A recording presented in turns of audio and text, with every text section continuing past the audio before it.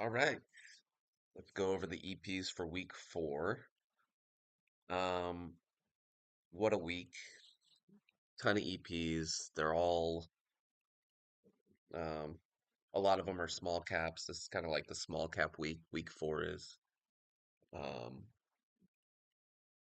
let's go over the ones that aren't earnings related first. So ABCL had positive phase two top line results for the treatment of menopause and hot flashes, and um, gapping up over, you know, few months of price at least, and the gap was 26%, and it is up 30% in just 4 days. That was a really good one. And then the other one that happened today that was not earnings related was basically like a government policy change, or it actually was Trump's tariffs. So drone stocks soar after Trump announces tariffs. So basically, what he did was he announced kind of extreme tariffs for drone companies, or like buying things from drones that aren't in the US. So basically, the US companies, which is Unusual Machines, was one of them. Um, they had a good day today. Uh, not like the best. It looked kind of choppy, honestly. Went down 7%, but it was still good. Now on to the earnings plays. Look at this one. So you have Eton today. This one had really, really good earnings. Gap to all-time highs and 450% year over year EPS change, 218% surprise, 99% revenue year over year, and 38% uh, revenue surprise. So they beat on pretty much everything. Um,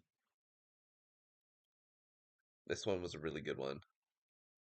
And they also raised their guidance too. Next one that happened today was HTFL, Heartflow. So this one also had good earnings. It wasn't as good, but it's a recent IPO, and it's I think it ended up at, yeah, it did end up at all-time highs. Another one that pulled back in the morning, about 7% or so. But it's looking good. Next one, KOPN. So this one also had good earnings. 100% year over year EPS, 100% surprise, and then 49% um, revenue. Uh, Still had some overhead resistance, so not like the best chart, um, but it worked out. It's worked out well so far. 15% in a few days. Nebius, here, let me clear this. Nebius, good earnings again, 454% year over year revenue, which is just incredible. They also had a really good earnings call. They're saying their demand's through the roof. Um, and then 68% year over year EPS. You can see the EPS is getting better every quarter. And then 82% surprise. Kind of gapped into the range, which wasn't great, but it shot through that, and just in a couple days, 23%. Was a really good one. This one can go. I think that this one has a chance to really like double or triple. NIQ is the next one. Really good EPS year over year. Um, did surprise, gapping over, 5, 6 months of price action, big gap. Nice base here, like going sideways for a month after a run up, and then gaps up. And so far, it is up 24% in just a few days. Software too. Software companies have been working out this earnings season. NMAX is the next one. So this one had 100% year over year EPS, 167% EPS surprise, and yeah, gapping up, um, went up 18% today. Omer, now this one's a biotech, not as good, but it did have good earnings, and they're doing share repurchase plan too. You can see 104% EPS, 170% surprise, and then 130% revenue surprise. Next one, QMCO. Okay, this was the best one by far. This one was a monster. Um, so this one had 100%, 111% EPS surprise, or sorry, EPS year over year, 206% surprise, and then 26% revenue growth with an 8% surprise. It's a quantum name. It previously had a really big run up. Let's see if I can show you this one. Let me clear this. Um, you can see it had a huge run up previously, 800%.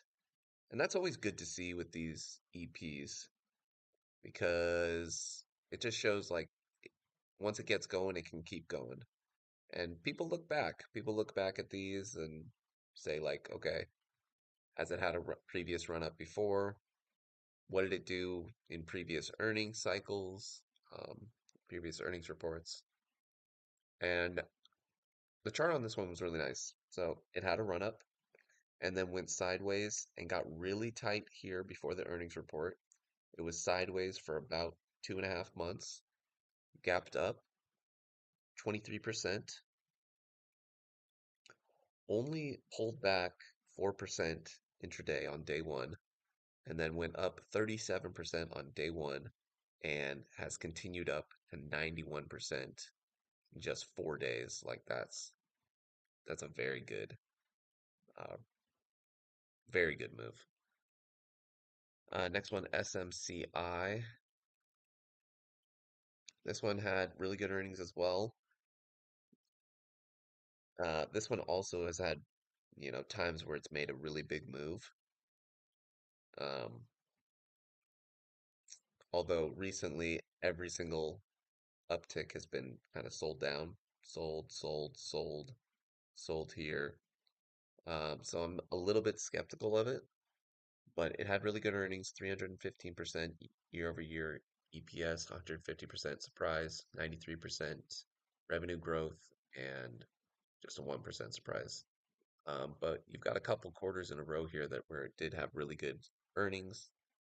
This company makes basically the AI um, racks for data centers. Uh, yeah, that's it for earnings. Next week, it's going to be very much a um, it's just going to earnings are basically fall off a cliff in week five. So um, don't overtrade. Just if there's a good EP, take it. If you want to take some of the second day, third day plays, you can do it that way too. But for me, I always get in day one. Uh, yeah, thanks for watching.